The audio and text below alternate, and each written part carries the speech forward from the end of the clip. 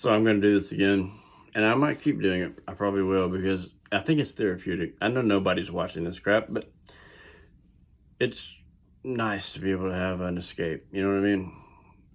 So this story is another one about Bob. Actually, it's not just about Bob. It's about Stan. It's about me. It's about all of us. But I'm going to title it, I think, Bob in the NYC, because the ending part is more about Bob than the rest of us.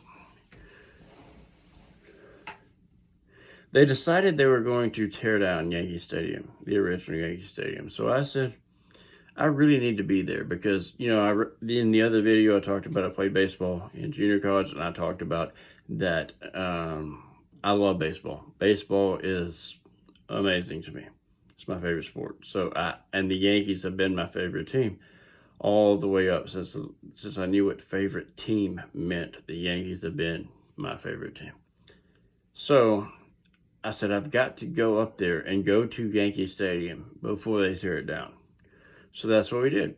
So Bob, Stan, me, my wife, and another guy, we all went to New York the last year that Yankee Stadium was functioning, the real Yankee Stadium.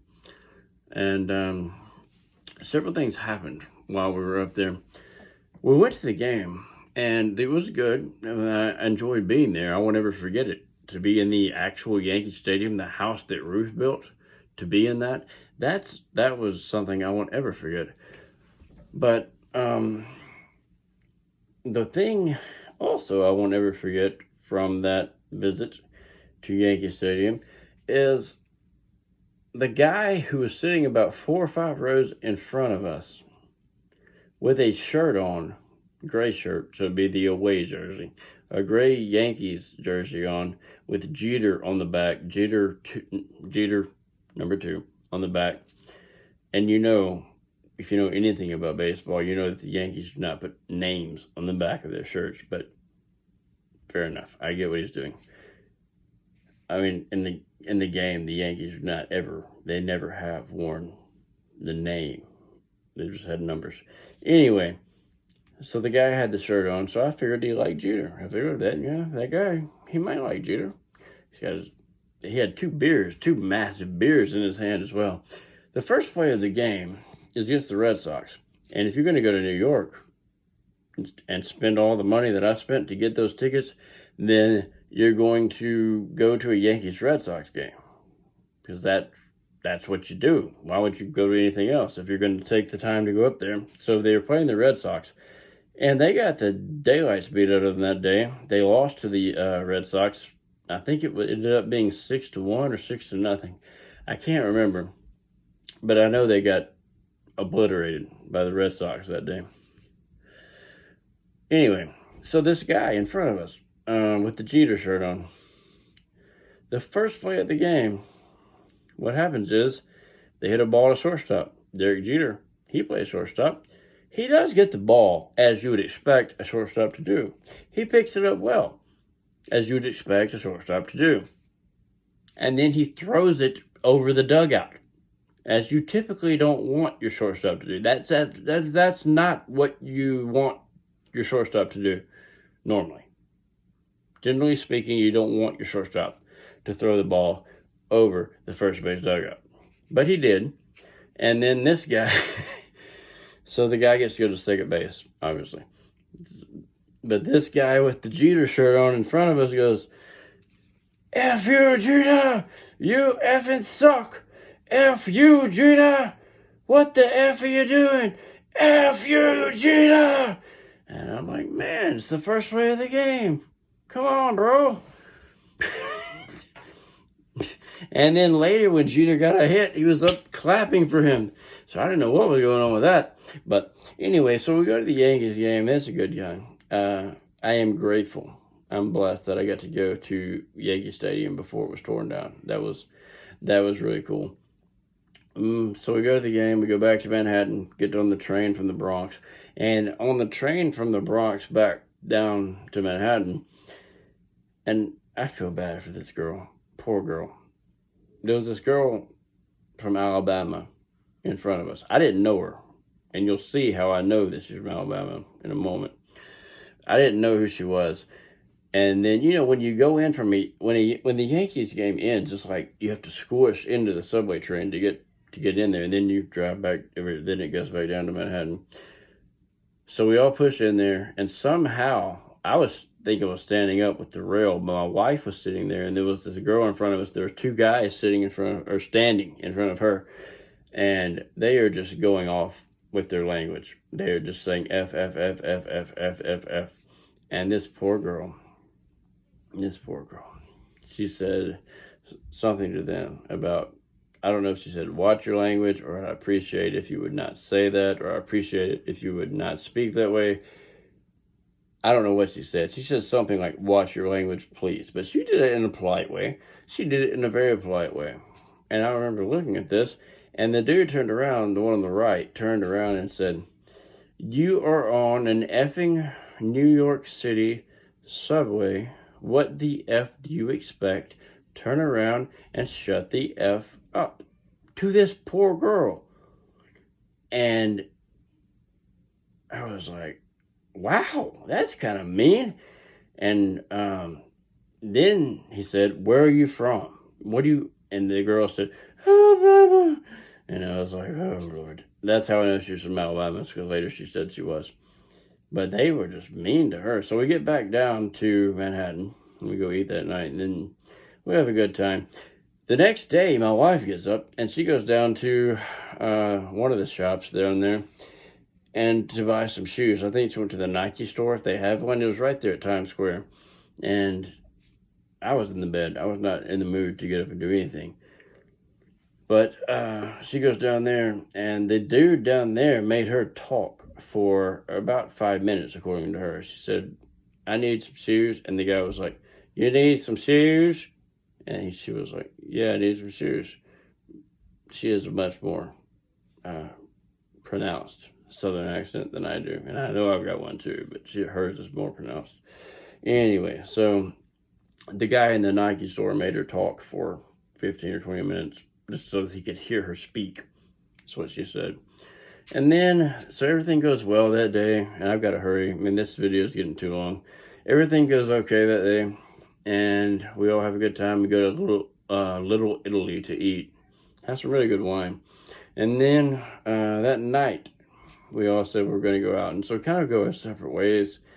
My wife and I are out, and the other guys go out as well, and everything's fine.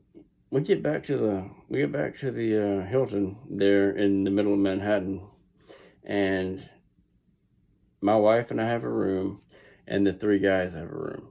And so we go up to ours. We check with Stan and the other guy, and not Bob.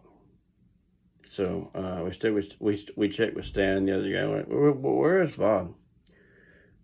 I don't know. I thought he was with you all. You hadn't seen him? No. He went to eat with us a minute ago, but no, we hadn't seen him. And so we're like, all right.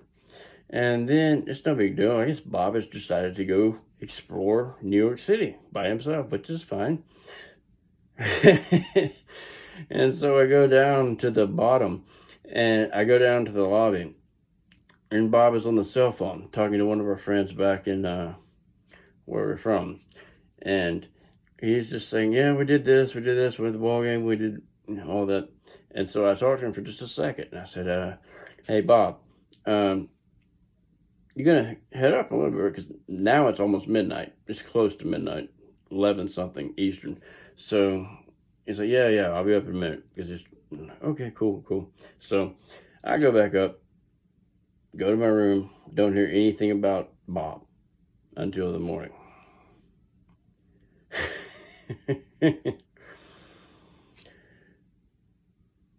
Stan and the other guy who was staying in the room with Bob, it turns out that they didn't know where he was either. After he talked to me, after he got off the phone with the fellow from here, then he just decided he was going to go explore the city all night long, apparently.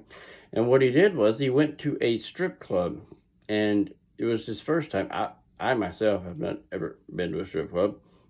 But that was his first time to going to one. He found one in Manhattan, and he said he had to be let through a rope to get in. So, we have people from the South going up there. We have those kind of things down here, which he's been to before. But that one up there was a classy one, apparently, because he comes back in the morning. He gets back and he goes into his room and he goes to bed, and they talked to him about 8. I think he got in about 6. And it turns out what Bob has done. Bob has gone to and I don't know, I couldn't tell you the name of the club. I have no clue what it was. He went to some strip club in Manhattan, and he had spent $600 in there that night by himself in 2 or 3 hours. I think he left the hotel at 12 and he came back maybe around 5, but he wasn't in there that long. He said, I had to work up the courage to go in because, I hadn't been into one before, so I had to walk around and make sure that I could go in, and then I tried to go in. They let me in, and so he wasn't in there the whole time. And I don't know what in the heck he got his money spent on, but he came back and he had spent $600 at the strip club in New York City. I didn't know that the band had $600 at the time, but apparently he did. It was a really good trip, though. And like I said, Bob is one of my best friends. He's great. And it probably was one of those things where you had to be there. You know what I mean? When you hear Bob saying, when you say, where the hell were you, Bob? And he says, oh, I was at the strip club. All night? Yeah. Well, no. I found it, and then I need to. I was gonna had to make sure I could go in, so I walked around for a minute because it's a security system, and then he goes in, and so he wasn't there all night, and then he's like, yeah, I was there on. So anyway. That's it, man. I'll keep doing it. I'll probably keep doing it just because it's fun. And I'm also going to say something about nonsense that's happening in the world too. Because if nobody's watching this, nobody's going to watch that either. And that's okay. But that's Bob in Manhattan at the strip club. And he spent $600. That's essentially what we spent to go into the baseball game. But he spent it in a couple hours. And because this is YouTube, there's some of this I got to leave out, but I guess he got his money's worth.